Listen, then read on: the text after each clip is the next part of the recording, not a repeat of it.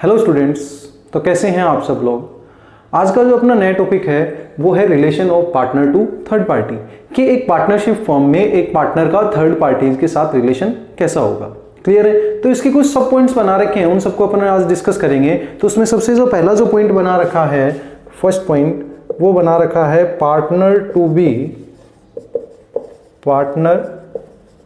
B agent of the firm.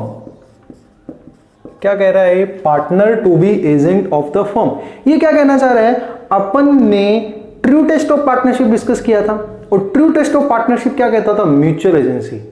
क्या कहता था? Mutual agency. की अगर आपको जज करना है कि पार्टनरशिप एग्जिस्ट करती है या नहीं, तो अपन किसकी बात करते थे? म्यूचुअल एजेंसी की। और म्यूचुअल एजेंसी क्या कहती है कि हर एक पार्टनरशिप में एक पार्टनर डबल रोल प्ले करता है। अब डबल रोल प्ले कैसे करता है? कि जब वो किसी से डील करता है थर्ड पार्टी से, वो एज ए ओनर की तरह भी होता है, और वो जो भी एक्ट करेगा उसके लिए रिमेनिंग सारे के सारे पार्टनर, पूरी की पूरी फर्म क्या हो जाएगी? बाउंड हो जाएगी। तो जब भी एक पार्टनर किसी से भी कोई डील करता है तो वो एज ए एजेंट और एज ए ओनर दोनों होता है। क्लियर है। फॉर एग्जाम्पल, अगर मैंने ए और बी या सी, तीन पार्टनर्स की बात करूं, तीन पार्टनर हैं ए, बी और सी। डी ने ए से कोई बाइक खरीदी, उस फर्म का काम था बाइक बेचना, सेकेंड हैंड मोटर्स बाइक बेचना। ठीक है। डी ने ए से कोई बाइक खरीदी जो कि चोरी की थी। ठीक है। बाद में बिकने के बाद ये पता लगा कि वो बाइक चोरी की है डी को, और उसने क्लेम किया। तो क्या वो सिर्फ ए पे क्लेम कर सकता है या बी और सी पे भी क्लेम कर सकता है? देखो यहां ध्यान रखना कि जब भी ए ने कोई काम किया था उसकी हैसियत कैसी थी? एक ओनर और एक एजेंट दोनों की तरह थी। तो जैसे ही ए ने वो चोरी की बाइक बेची है, बी और सी ऑटोमेटिकली उसके लिए क्या हो गए? रिस्पॉन्सिबल हो गए। तो ध्यान रखना, हर एक फर्म में एक पार्टनर डबल रोल प्ले करता है, एज ए ओनर और एज ए एजेंट। क्लियर है। चलो नेक्स्ट अपन इसमें पॉइंट देखते हैं। नेक्स्ट जो पॉइंट है वो है implied authority of A partner. Implied authority of A partner. अब ये क्या है? अभी देखो, जहां भी इंप्लाइड वर्ड अटैच हो जाता है, हमने पहले भी डिस्कस किया था, जहां भी इंप्लाइड वर्ड अटैच हो गया, इट मींस वो अथॉरिटीज जो किसी पार्टनर को बिना बोले और बिना लिखे मिल जाती है। इट मींस ये वो अथॉरिटीज है जो हमेशा मिलेगी, किसी से पूछने या किसी को बताने की जरूरत नहीं है। क्लियर है। तो अब हम बात करेंगे नॉर्मल, पहले हम बात कर लेते हैं कि पार्टनर की इंप्लाइड अथॉरिटी में क्या क्या आता है।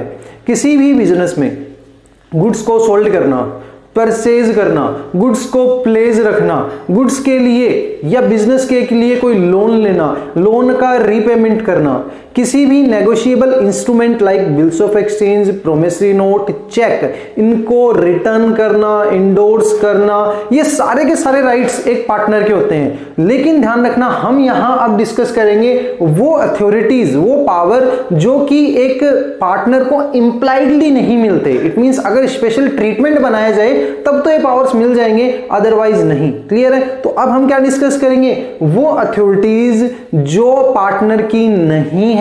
दोबारा ध्यान दे लेना, मैं यहां इंप्लाइड अथॉरिटी जो है उनकी बात नहीं कर रहा हूं। अब मैं बात कर रहा हूं वो अथॉरिटीज, वो पावर जो एक पार्टनर के पास नहीं है, सिंगुलर पार्टनर के पास तो बिल्कुल नहीं है। उसमें सबसे पहले अगर मैं बात करूं तो सबसे पहले आएगा submit a dispute to arbitration के किसी भी मैटर को, किसी भी डिस्प्यूट को किसे सबमिट करना? आर्बिट्रेशन को। अब ये आर्बिट्रेशन क्या है? देखो हिंदी में इसके लिए एक वर्ड होता है पंचनामा। क्या होता है? पंचनामा। अब ये आर्बिट्रेशन क्या है? देखो जब भी कोई बिजनेस कंसर्न होता है, उन दोनों के बीच में, दो बिजनेस कंसर्न के बीच में अगर कोई डिस्प्यूट क्रिएट हो जाता है ना, तो वो सीधे कोर्ट में नहीं जाते।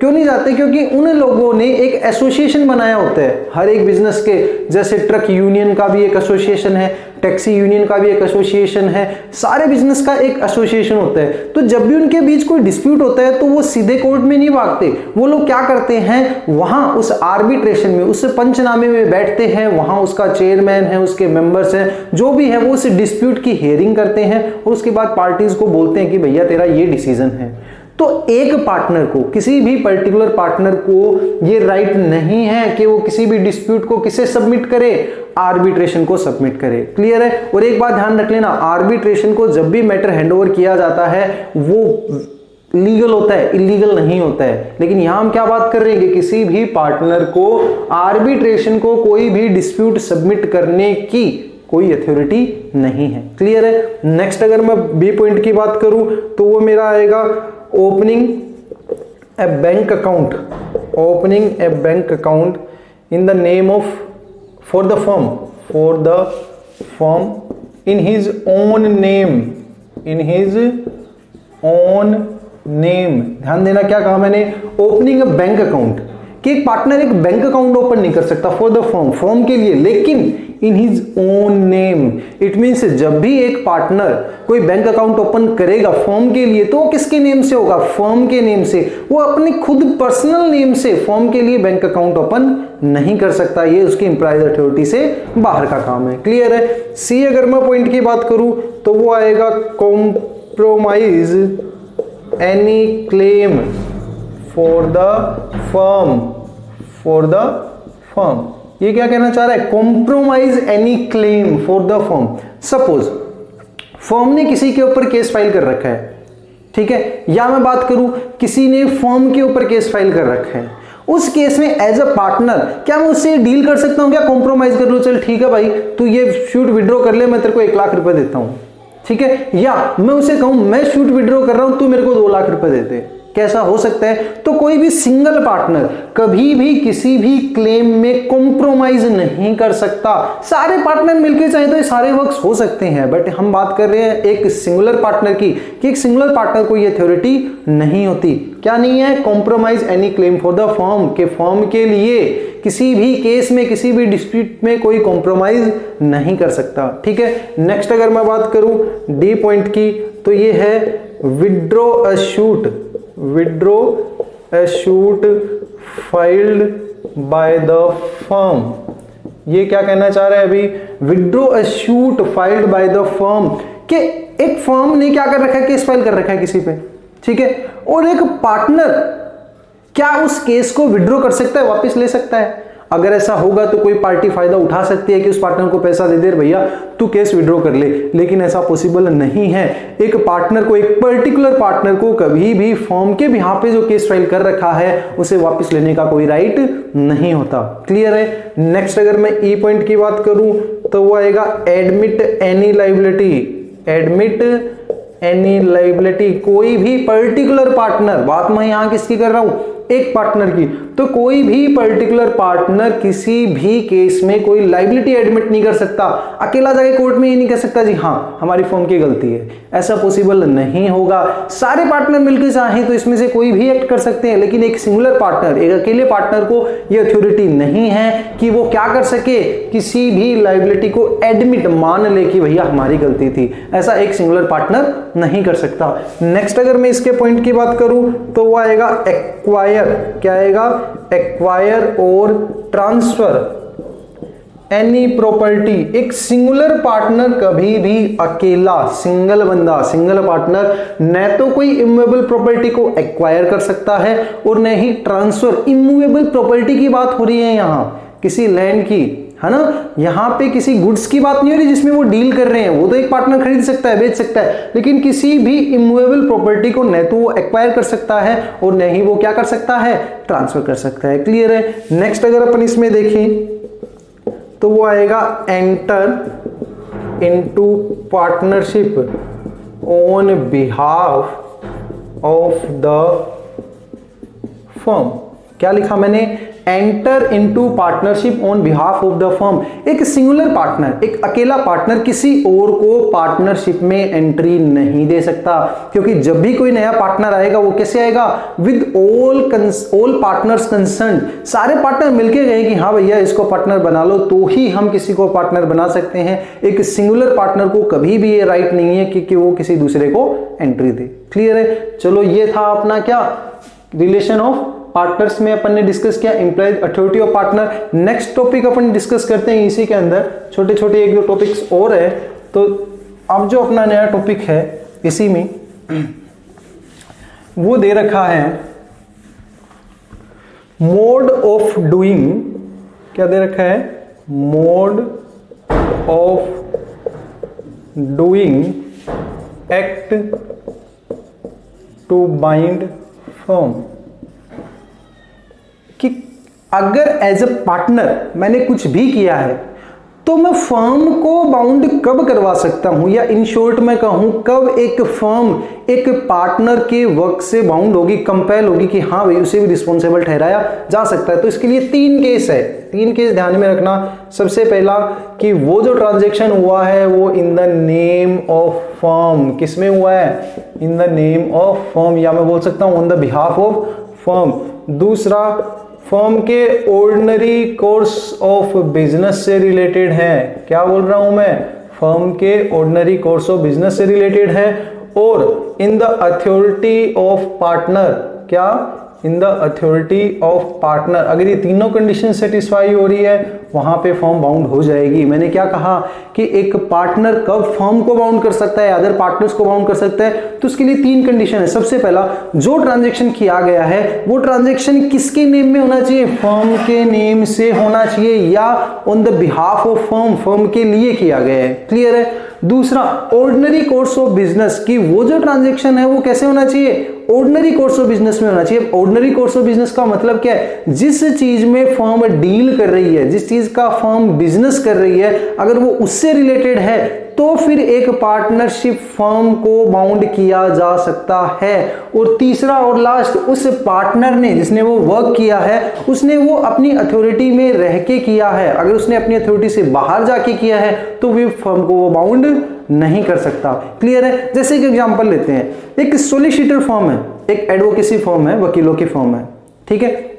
उन्होंने क्या किया, किसी को पैसा उधार दे दिया। क्लियर है। और फिर उस कॉन्ट्रैक्ट में एक पर्टिकुलर पार्टनर है, एक पर्टिकुलर पार्टनर से 3 पार्टनर थे, ए, बी और सी, जो कि एक एडवोकेसी फर्म है। ए ने एक प्रोमिसरी नोट साइन करके दिया किसी डेप्ट के बदले में, उधार देने के बदले में या लेने के बदले में, जो कुछ भी है। क्लियर है। अब बात यह आती है कि उस केस में अगर उसका पेमेंट नहीं हो पाता है तो क्या बी और सी भी रिस्पॉन्सिबल हैं या नहीं। तो आप बोलोगे कि सर हाँ, क्योंकि इसने तो क्या किया। हम यहां देख लेते हैं क्या यहां पे कंडीशन सेटिस्फाई हो रही है। चलो मैं कहता हूं कि इन द नेम ऑफ फर्म हुआ था, ये भी चलो ठीक है। पार्टनर को अथॉरिटी थी या नहीं ये हमें सर अभी पता नहीं, लेकिन मैं आपसे ये पूछना चाहता हूं, क्या एक एडवोकेसी फर्म का, एक वकीलों की फर्म का काम नेगोशिएबल इंस्ट्रूमेंट ड्रॉ करना होता है। तो आप बोलोगे नहीं सर, उनका काम तो कंसल्टेंसी का होता है। तो इट मींस ये जो काम था वो ऑर्डिनरी कोर्स ऑफ बिजनेस में नहीं हुआ, क्योंकि एक एडवोकेसी फर्म का काम नेगोशिएबल इंस्ट्रूमेंट ड्रॉ करना नहीं होता। इट मींस उस एक्ट के लिए पूरी फर्म बाउंड नहीं होगी। क्लियर है। तो ध्यान रखना, कब किसी भी एक्ट से फर्म बाइंड हो जाएगी, जब वो फर्म के नेम से हो, फर्म के ऑर्डिनरी कोर्स ऑफ बिजनेस से रिलेट करता हो और पार्टनर ने अपनी अथॉरिटी में रह के काम किया हो। क्लियर है। नेक्स्ट अगर अपन इस पे पॉइंट की बात करें तो नेक्स्ट पॉइंट जो अपना आएगा वो आएगा extension and restrictions of partner authority. Next जो थर्ड जो अपना पॉइंट है वो क्या है, एक्सटेंशन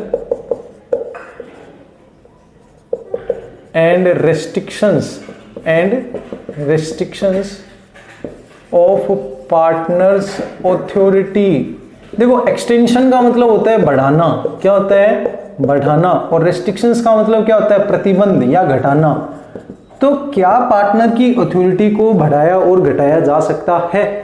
तो ध्यान देना, एक पार्टनर की अथॉरिटी पे एक्सटेंशन भी किया जा सकता है और रेस्ट्रिक्शंस भी किया जाता है थ्रू एग्रीमेंट। मैंने ये कहा एक पर्टिकुलर पार्टनर के लिए कि भाई तू कैश कलेक्ट नहीं करेगा। डीड में क्या मेंशन किया गया कि एक पर्टिकुलर पार्टनर है वो कैश कलेक्ट नहीं करेगा। नॉर्मली मैं बात करूं तो क्या एक पार्टनर कैश कलेक्ट कर सकता है, आप बोलोगे हाँ सर बिल्कुल कर सकता है, लेकिन हमने थ्रू एग्रीमेंट क्या लगा दिया, इस पे रेस्ट्रिक्शंस लगा दिया कि भैया तू कैश कलेक्ट नहीं करेगा। क्लियर है। रेस्ट्रिक्शंस लग गया। या एक्सटेंशन किसी को हम कोई फायदा दे दे, जैसे in the case of partnership सारे पार्टनर लॉस बियर करते हैं, बिल्कुल करते हैं। हमने एक पार्टनर को एग्जिम्प्ट कर दिया कि भैया तू लॉस बियर नहीं करेगा, ये डीड में मेंशन है, तो उसके अथॉरिटी को हमने क्या कर दिया, बढ़ा दिया, एक्सटेंशन कर दिया। तो किसी भी पार्टनर की राइट्स को, अथॉरिटीज को एक्सटेंशन भी किया जा सकता है, बढ़ाया जा सकता है और रेस्ट्रिक्शंस भी किया जा सकता है। लेकिन ध्यान देना थर्ड पार्टी पे इसका इफेक्ट क्या पड़ेगा।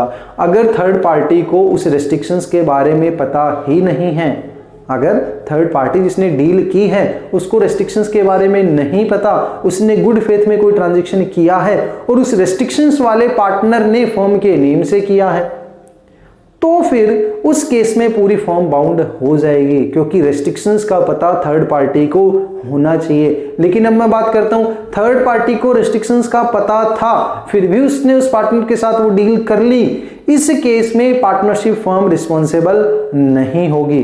क्लियर है? तो जब भी किसी पार्टनर पे एक्सटेंशन या रेस्ट्रिक्शंस किया जाए तो उस केस में वो बंदा अगर वो काम करता है तो वो पर्सनली रिस्पॉन्सिबल होगा, फर्म रिस्पॉन्सिबल नहीं होगी, बशर्ते सामने वाली पार्टी को उस रिस्ट्रिक्शंस का क्या हो, पता हो। क्लियर है? अब अपन इसमें लास्ट पॉइंट की बात करते हैं। फोर्थ जो पॉइंट आएगा वो पॉइंट आएगा अपना partner authority in emergency.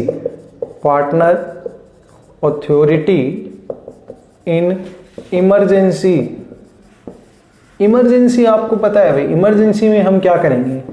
Emergency में अगर किसी भी पार्टनर ने कोई भी ऐसा एक्ट किया है जो एक ऑर्डिनरी प्रूडेंस वाला बंदा करता, एक सामान्य मस्तिष्क वाला बंदा करता पार्टनरशिप फर्म को लॉस से बचाने के लिए, तो उस केस में पूरी की पूरी फर्म उसके लिए रिस्पॉन्सिबल हो जाएगी, उसके लिए लायबल हो जाएगी। फॉर एग्जांपल अगर मैं बात करूं, मैं एक पार्टनर हूं, मेरे रिमेनिंग सारे जितने पार्टनर हैं वो आउट ऑफ टाउन या आउट ऑफ इंडिया गए हुए हैं। क्लियर है? बिल्डिंग की बिजनेस प्रीमाइसेस की जो चारों तरफ दीवार थी वो छोटी थी और मौसम विभाग ने एक जानकारी दी कि इन 3 या 4 दिनों में बाढ़ आने के हालात हैं। ठीक है, मैंने अपने पार्टनर से कांटेक्ट करना चाहा लेकिन मैं उनसे कांटेक्ट नहीं कर पाया। मैंने क्या किया, रातों रात या 2 दिन में उस पूरे प्रीमाइसेस की दीवारें काफी ऊंची करवा दी और मैंने 1 लाख रुपए का एक्सपेंस कर दिया। क्लियर है? अब वो पार्टनर आए 2 या 10 या 5 दिन बाद, उन्होंने कहा कि भाई ये तूने कैसे करवा दिया, हमसे तो तूने पूछा ही नहीं, हम भी तो पार्टनर है। तो अब मैंने उनसे मांगा पैसा कि भाई मेरे को पैसा दो, मेरे 1 लाख रुपए लगे। उन्होंने कहा नहीं, हम तो नहीं देंगे क्योंकि हमारी परमिशन तो तूने नहीं ली थी, हमारी ओपिनियन तो तूने ली ही नहीं थी। तो क्या इस केस में पूरी फर्म, इट मींस वो रिमेनिंग पार्टनर मुझे 1 लाख रुपए देने के लिए बाउंड है या नहीं? तो वो मुझे 1 लाख रुपए देने के लिए बाउंड है। क्यों है? क्योंकि मैंने क्या किया है, इमरजेंसी में कोई एक्ट किया है। क्यों किया है? फर्म को लॉस से बचाने के लिए किया है। और कोई भी ऑर्डिनरी प्रूडेंस का बंदा ये ही करता तो मैंने भी वही किया और फर्म को लॉस होने से बचाया। तो पूरी फर्म, इट मींस वो रिमेनिंग पार्टनर सारे के सारे मेरे लिए क्या हो जाएंगे, रेस्पॉन्सिबल हो जाएंगे और उन्हें मुझे वो पैसा देना पड़ेगा। इट मींस इमरजेंसी में अगर कोई भी पार्टनर फर्म को लॉस होने के लिए कुछ भी एक्ट करता है तो रिमेनिंग पार्टनर या पूरी की पूरी फर्म उसके लिए क्या हो जाएगी, बाउंड हो जाएगी। क्लियर है? तो ये अपना था partner authority in emergency. I hope आप सब लोगों के डाउट क्लियर हुए होंगे और अगर आपको फिर भी कोई डाउट है तो आप मेरे को कमेंट कर सकते हैं और अगर आपको वीडियो पसंद आया हो तो सब्सक्राइब करना ना भूलें। Thank you.